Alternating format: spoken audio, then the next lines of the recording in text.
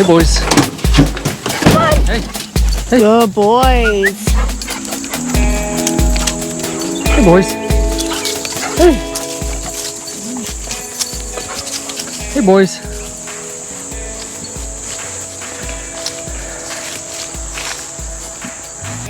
Here he goes. Zoom. Good boy, Colby.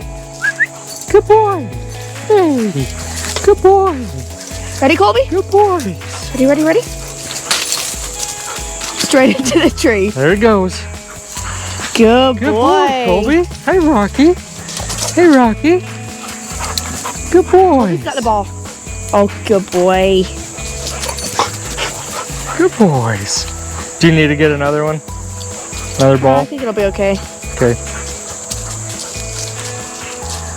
Good boys.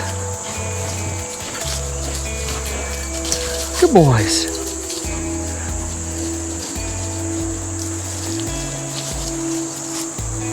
Oh, Potty mode Immediately activated. oh, both of them. Good boys. You've been holding it a while. Doing your potties now. Just don't get the ball in it, please. Good boys. I'll be back in a second. We'll Okay. get those cleaned up in a minute. Good boy. Good boy, Colby. Rocky's going potty. Okay, Annie, let's get your notes out Okay. and Here you go, Rocco. we'll start Sit. telling the story about these Good boy. rascals. We're excited to Watch the present slobber off my hands. Rocky in the red collar and Oh, good boy. Colby. No, in the blue collar. These boys have been in training mode. So these guys are 2 years old now, just Rocky, turned stop. 2 recently, and Annie Yeah. has been working with them for a while now. This is one of those kind of senior projects for her, and it's been a lot of work on her part and something that she's been working towards. So we had a goal in mind with these two guys to help get them started in life and get them to the point where they were ready for families that weren't in a position where they could do puppy life but could do dog life, but not puppy life. So there's just a lot of variables with puppy things, and for some people in their schedules, they need to have a few things taken care of. But after those things are taken care of, then they can go to adolescent mode or young adult mode for the dogs. So we have been working with them, and they have been progressing nicely. So one of the targets we have been after, they have been obedience trained for quite a while. Come on. Come here, Colby. Come on, Rocky. Good boys. So they've been obedience trained for quite a while now. And what we have been looking for from them is some emotional milestones that we've been looking for that they have achieved. And that is they're past the kind of terrible twos, which is the young toddler version of a dog that, you know, they kind of feel like the teenager mode. They're a little bit rebellious. They are, they feel invincible or indestructible. And so we're getting their potties out. Rocky's going potty over there. So they have finally kind of hit a milestone with their attitudes and their emotional mindsets that we have been looking for from them. And so we're excited to tell you a lot about these guys. So I've been doing all the talking, doing the intro, and Annie's got her notes. We kind of sat down and we started writing out everything we could think of with these two fellas in mind. And so Annie's gonna start talking about some of the subjects, and we're just gonna kind of banter back and forth about these guys and where they're at. So you're gonna see these guys take a break, lay down, and chill chill out for a little bit here and there. It's not a super hot day. Temperature is in the 80s and sunny, so it's a great day for this, but they're gonna get warmed up here in a second. So go ahead, Annie, let's just start at the top of our list. This is kind of our brainstorm list of things we wanted to talk about. This isn't in any particular order per se. So Annie, what's first on the list? The first big thing that we've got down is that both of these boys are potty trained. They've been potty trained both for in the crate and in the house. They know that the only place that they do go to the bathroom is outside, and they respect that, and they're really great with that. And something I'll add to that is, I don't know if you noticed, but we've been driving, we're on an outing with these guys, and we've been driving for a while, and they both waited to go potty till we got out of the truck. Rocky, Colby, come on. Good boys. So potty training is expected for sure at this age, for sure. But we did want to mention that just so it's not glossed over. All right, second thing is that these boys are really well crate trained as well. They can go in the crate good, on command. They lay down, they stay quiet for the most part, unless they gotta go to the bathroom. And they can stay in their crate for a while. I mean, it's definitely not recommended that you leave your dog in the crate for 8 hours at a time, but if that's what you have to do, they can do it. Yeah, they'll tolerate, you know, if we're gone and not in the house with them, Colby, then, you know, there's some scenarios that have played out with us where it's like, hey, they got to be in the crate while we're gone. And so they can do Rocky down. An 8-hour stretch in the crate and not feel picked on. Rocky down. So yeah, they're good on their crates. The third thing that we got on this list, which, I mean, it's kind of obvious at this point since we just said we took them on a car ride. They do good on car rides. We got a truck and they ride in the truck. And they do really well with that. They held their potties until they got out of the back of the truck and got here.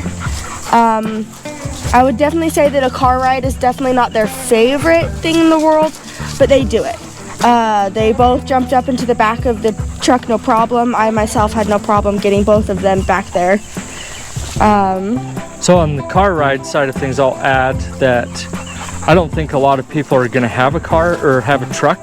Yeah. So car scenarios for you guys, I would recommend crates for your, you know, setting yourself up for a positive experience for car rides with your transition into your home. So start out with a crate in your car with them, and then once you're comfortable, once they understand your car and everything about that experience with you and your routine, then you can experiment with potentially taking the crate out of the car and just letting them potentially be tethered with the seatbelt in the car. So Rocky's in full-blown training mode right now. He knows I got the treats and he's like, give him. He's hungry and they're ready to go. Yep.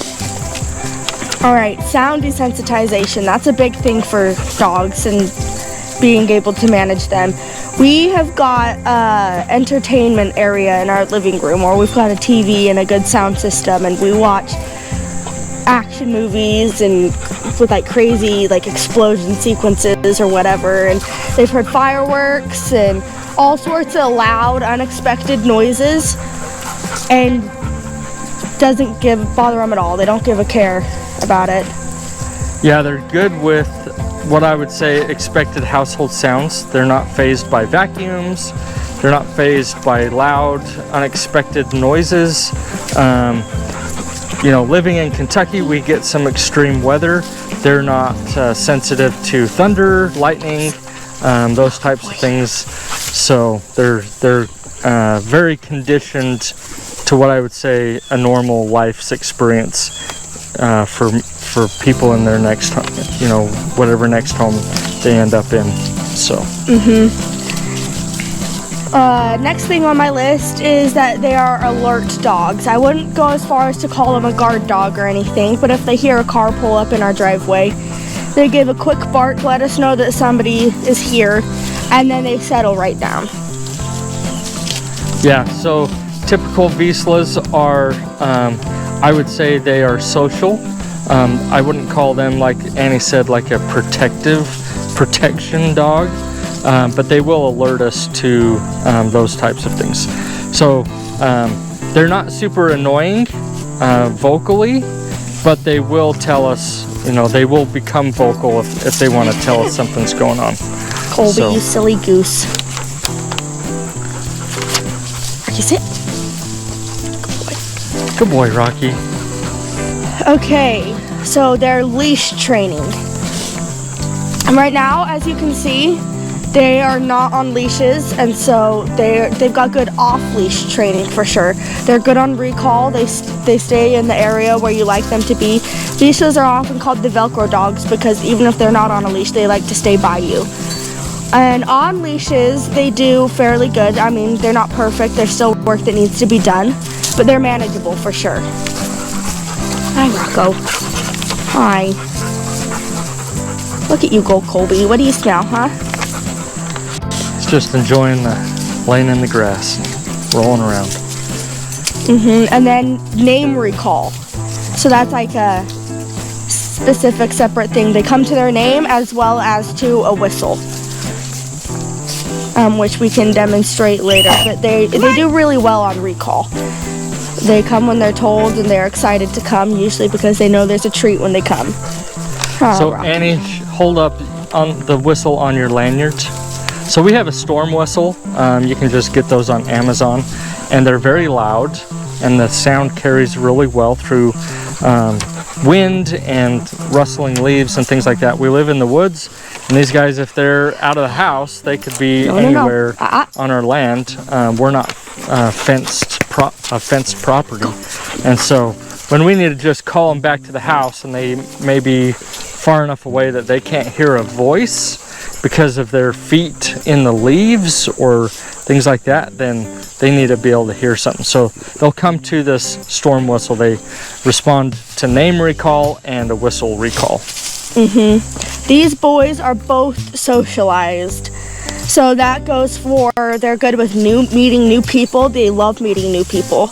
Other dogs as well as cats. I have a cat, and she doesn't like them, but they like her.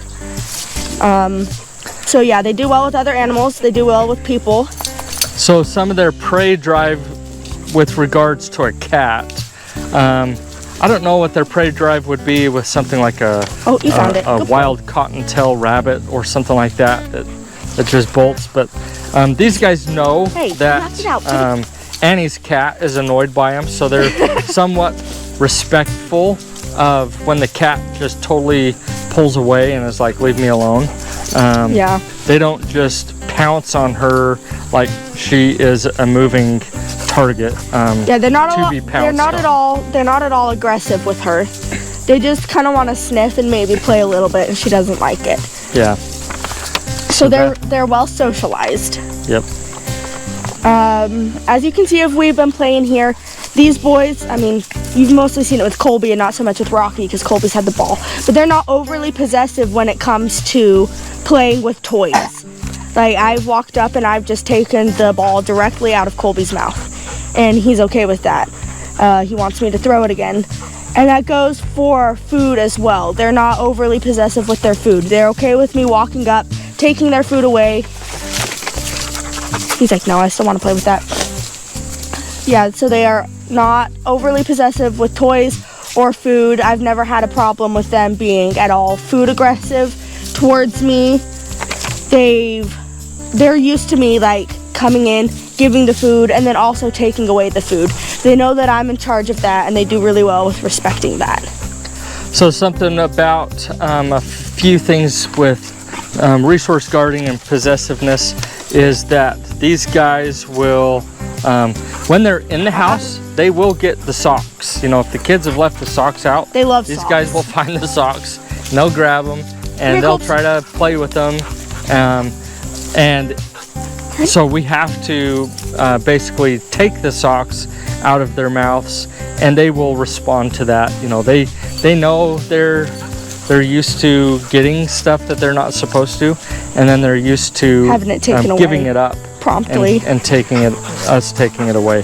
So that's an important milestone for dogs to have, is that people control resources. You can see right now, like, there's scarce resources right now from the standpoint of we have 1 ball out and 2 dogs. Right now, Colby is calling the shots with the toys. Rocky has wanted the ball, and Colby has retained it so far.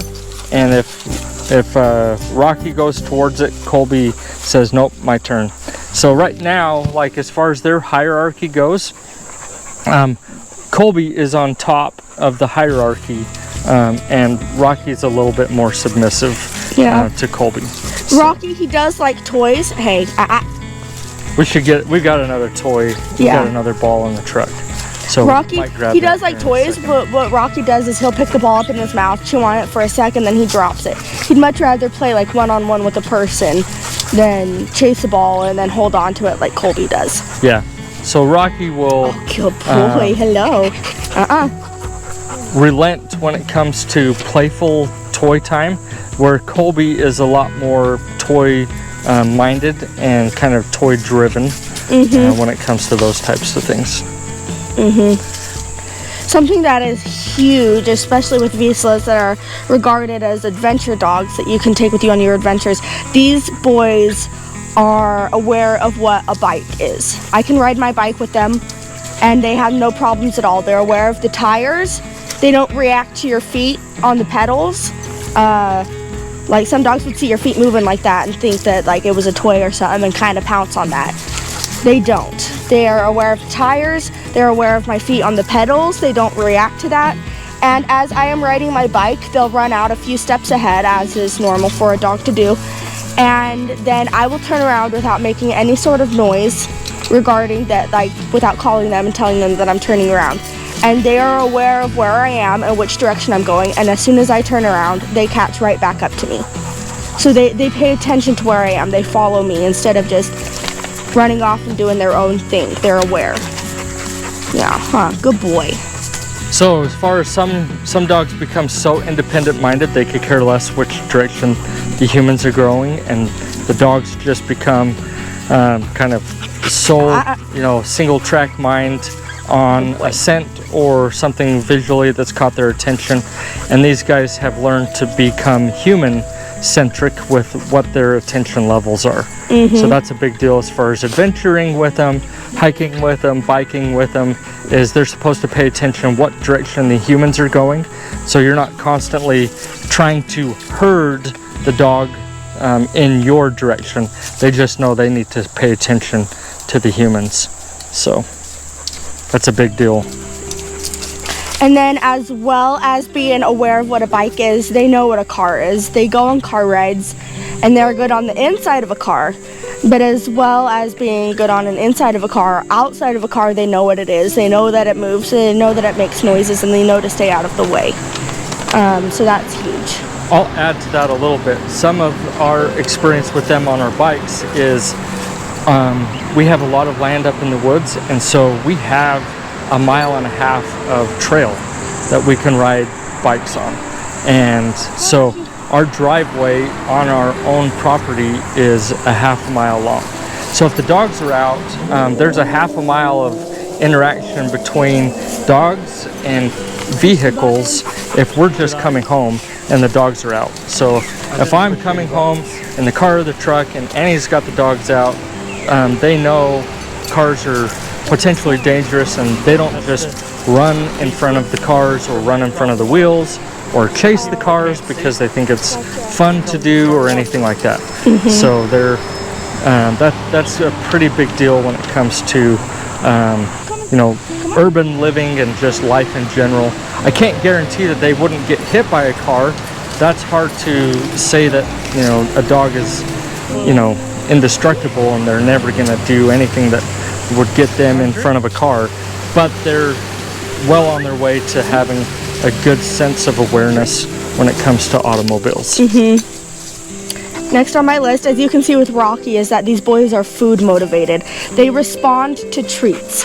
It keeps their attention you can see that Rocky, for a while there, for a second, went into full training mode. His attention was solely on me. He wasn't looking around. Hey. He was begging for food by saying, I'm going to sit here. I'm going to lay here. What do I have to comes do to my feet. He to get a alternates treat? between sitting down and then laying, and then he's looking at me and he's waiting. He's like, what do I have to do? Like, give me the treat. So they're food motivated. It keeps them interested. It keeps their attention. They recall to that really well. They respond to it. And something that I do when I'm training and I'm giving them treats is I don't use just one kind of treat. I use multiple. So I have, right now in my bag, I have like a variation of 3 different treats, and they never know which one they're gonna get. So that keeps them interested, that keeps them engaged. Yeah, having a dog that responds to food motivation is a very big plus. Some dogs become so single track minded on visual things or whatever they hear, or their scent motivations are super high, so they just want to run down, you know, a scent, that they won't respond to treats and things like that. We've tried to be very proactive to have them show a lot of interest and get rewards frequently, so the treats work. The treats will work for you too. So I think it's important to note that as I'm standing here giving them treats, my hand is getting very slobbery because they're excited, and my hand kind of goes into their mouth. But I think it's important to note that they have never hurt my fingers while I'm rewarding them and giving them a treat. They've never bit down. They've never broken skin. They're very gentle with my fingers. Yeah. They're aware of that, which is like a huge thing. I've experienced some dogs who are not aware of that, and you about get your finger bit off when you go to give them a treat. So something that I don't think is on our list when it comes to their conditioning and things like that, their age range that they're at. Come on, boys. Good boys. Their age range that they're at, they're past being super mouthy. Good boy. They're not trying to teeth anymore.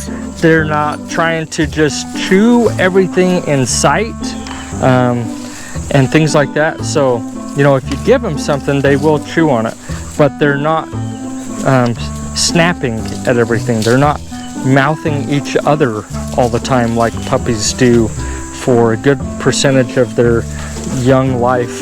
You know, for up to, you know, the first 6-9 months, they love to just mouth each other and chew on themselves, chew on each other's ears, chew on each other's tails. And sometimes dogs will do that with humans. They just want to mouth everything. That's how they express their, you know, themselves when they're happy and excited and things like that. They just get super mouthy. So these guys are beyond that super annoying mouthy phase of puppy life. Yeah. So the next thing on my list is that they understand correction. So you've seen that Rocky, especially since Colby's been off playing a little bit more and he's been busy, that Rocky, when he comes up and he'll do what he's supposed to. See, he just did it. And then when he comes and maybe I don't give him a treat or something, he kind of jumps up into my face a little bit, and I'll correct him and I'll tell him no, and he'll get back down. So he understands the correction. Colby understands the correction. Colby's a little bit more Rocky. Colby's a little bit more Rocky's begging for food right now. Yeah. So I just said Rocky's name and he came over here. But Rocky is hoping for a treat, and he's actually stacking behaviors. So he's actually trying to act out so that we give him a command so that he'll get a treat. So as you noticed right now, Annie didn't give him a treat when he sat back down because he was just jumping up. I'll praise him and I'll tell him that that's a good boy. He's stacking a behavior. So right now he's stacking. He's trying to say, if I jump and then sit down, I'm more likely to get a treat. So she's not rewarding him right now, even though he's being good, because we don't want him to learn a stacked behavior. So as far as correction goes, Colby is a little bit, I would say, more responsive to correction than Rocky is. He's a little bit more likely to stack the behavior, as you're seeing, which is, he's very intelligent. Both of these boys are very intelligent, and that's why he's figured out that sometimes works, is to stack that behavior. But yeah, they're both responsive to correction. They can do that, especially if I'm in like a full-on training session. Right now I have treats, but I'm not in a training session. If I am in a training session and I correct them, they respond to that a lot better than they do right now. Rocky. And I think it's important to note also that every time that he's jumped up kind of into my face, he's never put his feet on me. He goes up on his back feet, but his front feet never touch me. He's learned not to bounce off of people. Yeah. Bath time. When it comes to taking baths, it's definitely not Rocky's or Colby's favorite thing to do in the world. I bathed them just the other day, and they were cooperative, but they weren't exactly happy campers. But they let me shampoo them, they let me rinse them. I can do whatever I want, and they'll take it, basically. They're really, really good with that. So they know that I'm in charge. They'll pretty much stay in the tub. If we weren't monitoring them and they thought they could get out of the tub, they would hop out. Yeah, like for sure. That's what they would want. They would be like, hey, if I can get out, I will get out. But it's not like they fight us every second of the experience of them having a bath. So, which is really important, especially with dogs this size. They're not huge dogs, but they're pretty good size. And so if you really had to muscle them into the tub and fight them every second that you were in there, it would be a miserable experience for both of you, and it's not that way. So as you've seen, I can, as far as obedience training, I can give them simple commands like sit, and they will plop their butts right down. You can tell them to lay, and they'll do it. I can tell them to wait. They're not as good on that one, just because of like their energy and their impulse control. Rocky really isn't quite where I'd like it to be yet, but they're getting there. So we're working on weight. They're doing better. Hello. And then the last thing that I have on my list to talk about is submission. So that's a really important thing to have between a relationship between a dog and their owner, is that submission, that the dog is willing to submit to the owner. And I kind of talked about it in bath time. They're submissive. They let me be in control. Both of these boys, if you get them to lay down, they will roll over onto their backs and expose their bellies. No problem. They love belly scratches. Scratches are one of Colby's favorite things in the world. Oh, Colbs, you love belly scratches. So they have no problem. And submission doesn't necessarily mean that the dog is scared of you. Like, I think a lot of times when people say that a dog is submissive, they think that the dog is fearful. That's not what that means. It just means that they respect that you're higher in power, that you're in charge. And these boys do really well with that. And I'll add to that too, like with our household, the dogs are not like a one-person dog. So our youngest son, he's 11, he's 11 and a half. And so he interacts with these boys a lot. They will take correction. Our youngest son's name is Grant. They'll take correction from Grant.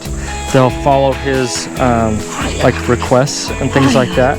And so all the kids in our home can call the shots with the dogs, and they'll respond to that. It's not like they're just trained to one person or just to an adult.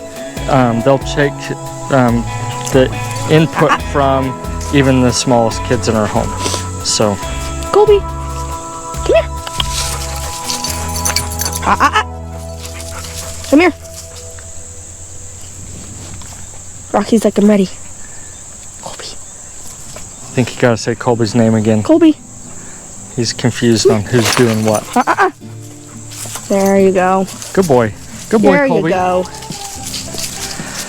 So that's a lot of what we had on our list to discuss with these guys. We've actually got, today is kind of an outing day for these guys. So we're gonna be doing some more adventuring with them and socializing, conditioning them. So we started out at 11 a.m. this morning, headed out for our day out with the dogs, and just getting them acclimated to lots of different things. Watch out. So you're gonna see us do more with them here for more experiences and chance for you guys to see these guys more and more, so you can get a better feel for what they are and what they're not. Sit. Colby, sit. Come on. See the ball? Sit. Come on. So Colby's kind of amped up right now. He's worried that Rocky's going to get the ball. So There he you doesn't want to... I threw it. Look, he's going to go get it. Stay... take his eye off the ball. So Just like Rocky that. got it. A heist. Let's see if Colby comes out on top this time. But Rocky's getting his turn. Good boys. And they play nice with it too, even though Colby wants the ball and he's usually more dominant when it comes to playing. Rocky's got the ball. Colby's okay. And then he just sneaks it. Silly. Okay, boys, you ready to go for more of a drive? Let's go.